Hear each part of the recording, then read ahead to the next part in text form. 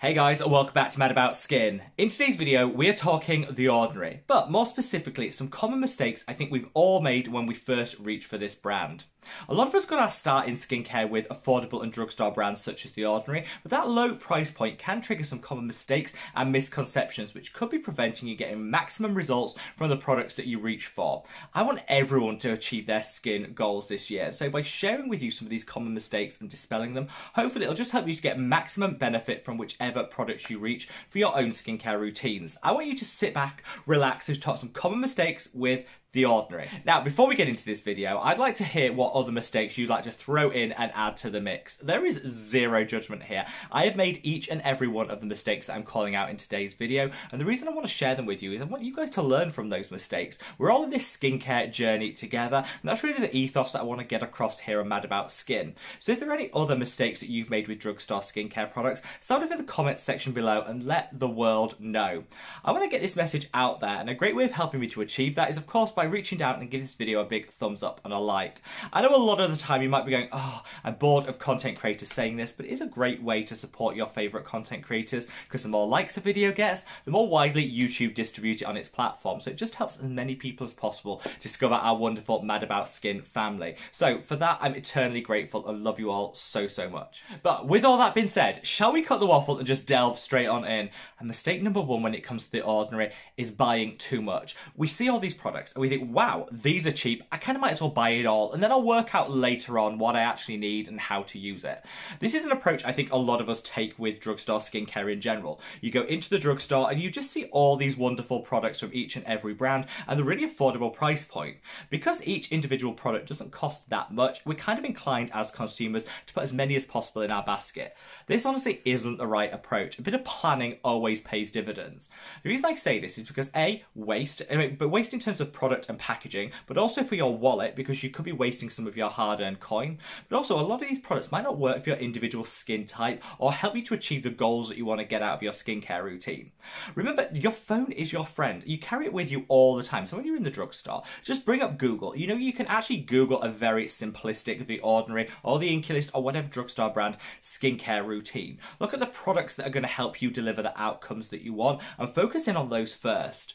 By buying just about every product within a collection, you get home and then you kind of play around with all of them. You mix and match too much, and this lack of consistency is never going to help you to get the results that you want. So even though it is super cheap and affordable, whatever drugstore brand you're reaching for, take a moment to reflect and think, what do I actually want to get out of this? Do these products pair well together? And how can I actually build this into a skincare routine? This minimizes waste, minimizes spend, and ultimately I think you'll get some better results. Now, the second mistake I want to call out is not using an SPF. Now, I call this out specifically with The Ordinary because their SPF product is pants. Complete garbage. The worst product in the entire The Ordinary collection, which is why a lot of people just avoid it or don't use it if they do buy it.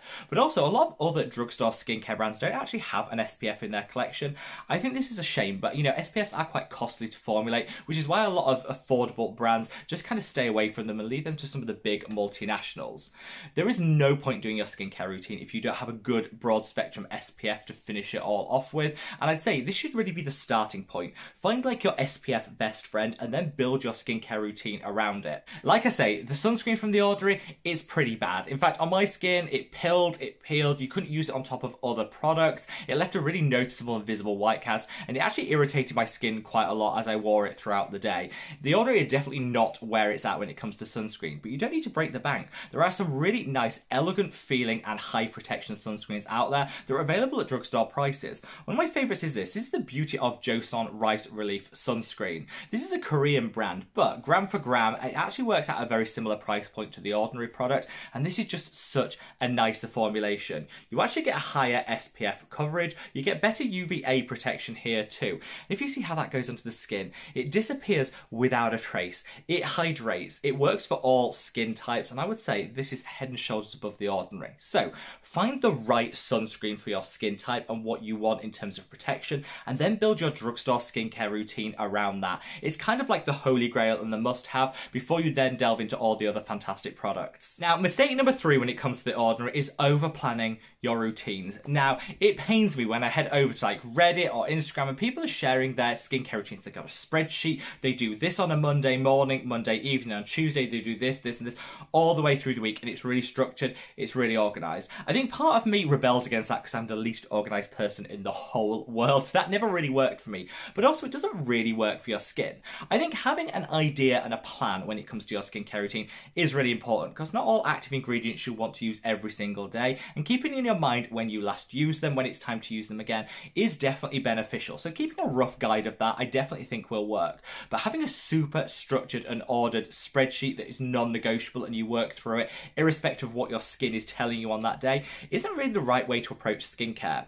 Our skin changes through the seasons, through the cycles of the month. Lots of things can impact what's going on in our skin. And you need to wake up and actually look at what your skin is doing on that morning before you then apply your skincare routine. Maybe you wake up a little bit drier than you normally would, so you might want to increase the amount of hydration you're putting on the skin.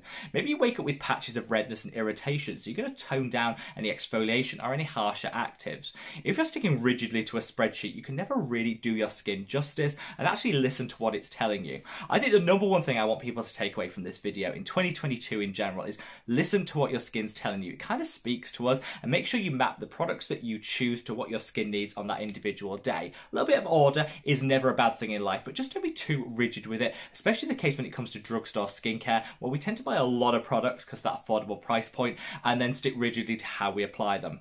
The fourth and final mistake when it comes to The Ordinary is believing this is the only skincare brand out there and you have to shop exclusively just in one collection.